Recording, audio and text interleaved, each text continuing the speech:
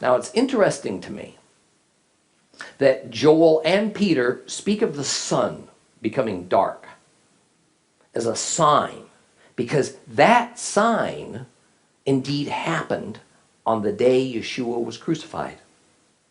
In Matthew 27:45, we read, "From noon until 3 o'clock in the afternoon, the land was covered with darkness." Now, was this darkness at Yeshua's death what Joel was speaking about? Perhaps. But whatever happened there at Yeshua's execution seemed to be only a local event. What Joel is prophesying seems to be affecting the whole world. Nonetheless, Peter is clear that he views everything that's happened as the beginning of the end.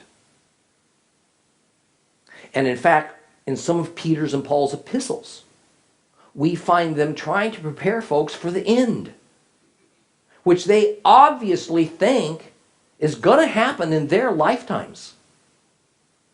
So that partly explains their sense of urgency in taking the gospel message out at great personal cost. But now Peter moves into a stage of his speech in which he wants to connect that final line of that Joel passage he spoke about with Yeshua.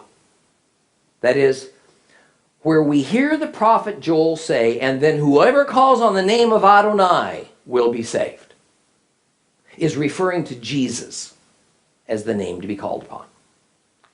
But this connection has its problems. I've often told you that the contents of the New Testament consists half or a bit more of Old Testament quotes. And it is best, as we encounter each of these Old Testament quotes in the New Testament, to go back to our Old Testaments and read them there. Often there are subtle differences. Now, sometimes the differences are more substantial, because the New Testament speaker apparently is either paraphrasing or perhaps molding that Old Testament quote to better fit what he's trying to get across to his listeners. Now, here in Acts 2, as we read Joel's prophecy, it's given to us in Greek, which is the language of the New Testament. However, what Peter was quoting was written centuries earlier in Hebrew.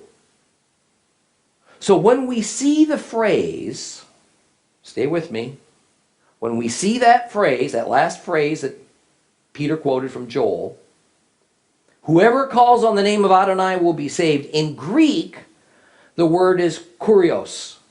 That's what's being used to translate Adonai. Whoever calls on the name of kurios will be saved. And kurios means Lord. And this is what we find in almost all of our Bibles. In Christianity, it's a given that all mentions of the word Lord, especially in the New Testament, are referring to Jesus Christ. Here's the difficulty with that. When we look at Joel in the original Hebrew Bible, which is what Peter is quoting from, of course, we find this: "Whoever calls on the name of Yud-He-Vav-He will be saved."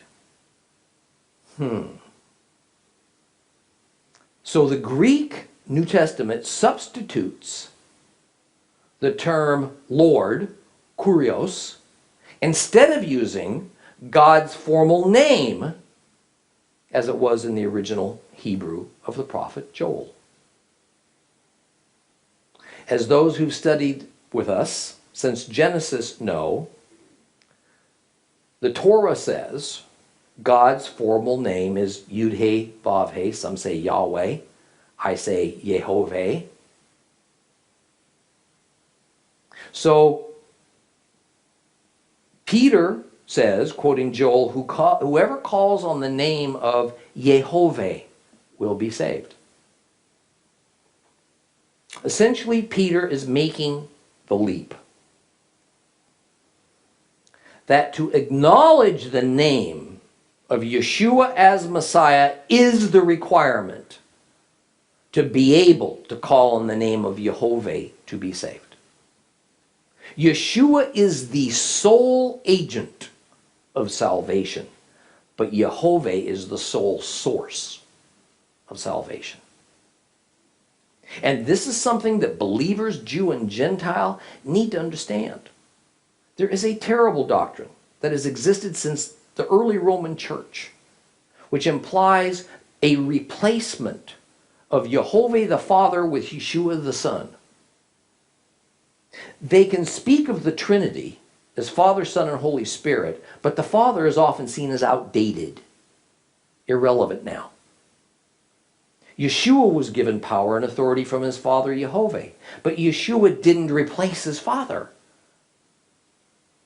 In fact, when he ascended, we're told he went where? To sit at his Father's right hand.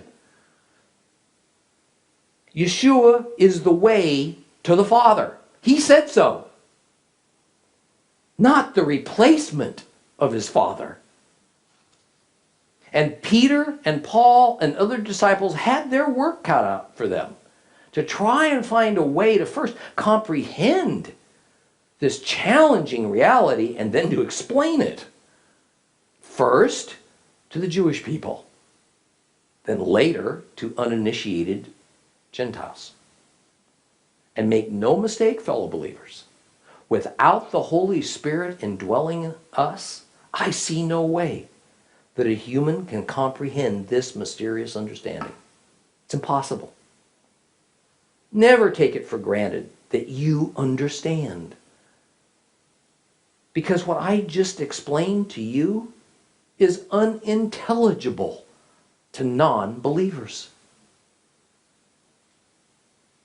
It takes faith in Messiah to arrive at this point. Truly a leap of faith. And few seem to be able to make that leap. So count yourself as immensely blessed that you can and you did.